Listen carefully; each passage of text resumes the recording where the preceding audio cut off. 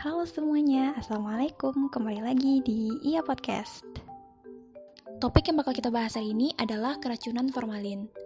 Ternyata berdasarkan hasil pantauan BPOM, banyak banget di kota-kota besar ditemukan pangan olahan yang dijual di pasaran positif mengandung formalin.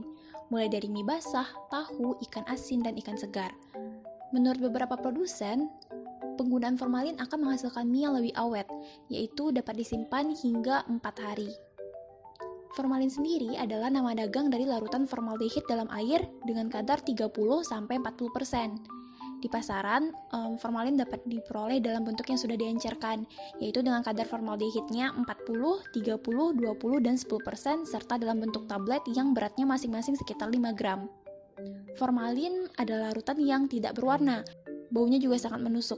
Di dalam formalin terkandung sekitar 37% formaldehid dalam air, yang biasanya ditambahkan metanol hingga 15% sebagai pengawetnya. Dasar hukum yang melarang penggunaan formalin diantaranya UU Nomor 7 1996 tentang pangan dan UU Nomor 8 1999 tentang perlindungan konsumen. Formalin dan metanyl yellow merupakan bahan tambahan pangan atau BTP yang dilarang penggunaannya dalam makanan menurut Peraturan Menteri Kesehatan dan Peraturan Pemerintah RI Nomor 28 Tahun 2004 tentang keamanan mutu dan gizi pangan. Dampak formalin pada manusia yang pertama ada akut dan yang kedua ada kronik. Nah, kalau akut ini efek pada kesehatan manusia tersebut langsung terlihat seperti iritasi, alergi, kemerahan, mata berair, mual, muntah, dan lain-lain. Kalau kronik, biasanya ini bakal terlihat setelah jangka panjang, tapi dengan akumulasi yang terus-menerus. Nah, di mana gejalanya mulai iritasi yang parah, mata berair, gangguan pencernaan, hati, ginjal, pankreas, sistem saraf pusat, dan lain-lain. Jadi sebenarnya apa sih yang terjadi dalam tubuh ketika kita mengkonsumsi formalin? Jadi, formalin ini akan dikonversi menjadi asam format, di mana formaldehid akan mengalami dehidrogenasi dengan bantuan enzim formaldehid dehidrogenase, membentuk asam format, yang mana asam format ini akan menyebabkan asidosis metabolik dan kerusakan jaringan. Asam format juga akan meningkatkan keasaman di dalam tubuh.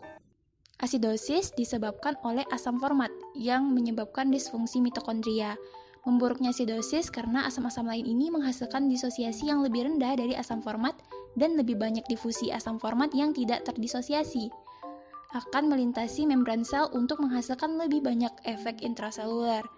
Asam format yang meningkatkan keasaman darah, tarikan nafas menjadi pendek, sering sesak nafas, hipotermia, koma, dan sampai kematian.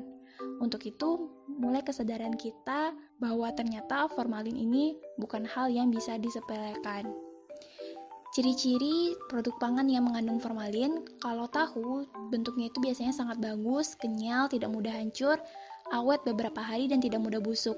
Kalau mie basah, dia akan awet beberapa hari, tidak mudah basi dibandingkan yang tidak mengandung formalin. Ayam potong akan berwarna putih bersih, awet, dan tidak mudah busuk.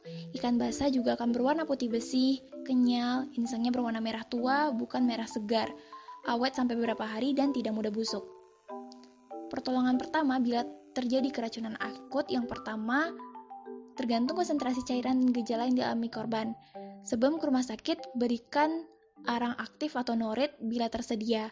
Jangan melakukan rangsang muntah pada korban karena akan menimbulkan risiko trauma korosif pada saluran cerna atas. Di rumah sakit akan dilakukan bilas lambung, gastric lavage. Diberikan arang aktif, walaupun pemberian arang aktif akan mengganggu penglihatan bila nantinya dilakukan tindakan endoskopi.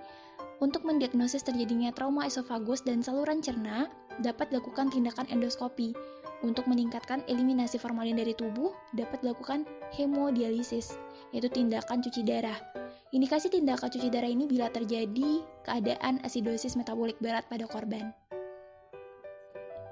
Oke, sekian dulu buat hari ini. Makasih buat kalian udah dengerin dari awal sampai akhir. As always, never stop learning. Let's learn and grow together at least one step forward, and let's make our journey here. Goodbye my friends. Assalamualaikum.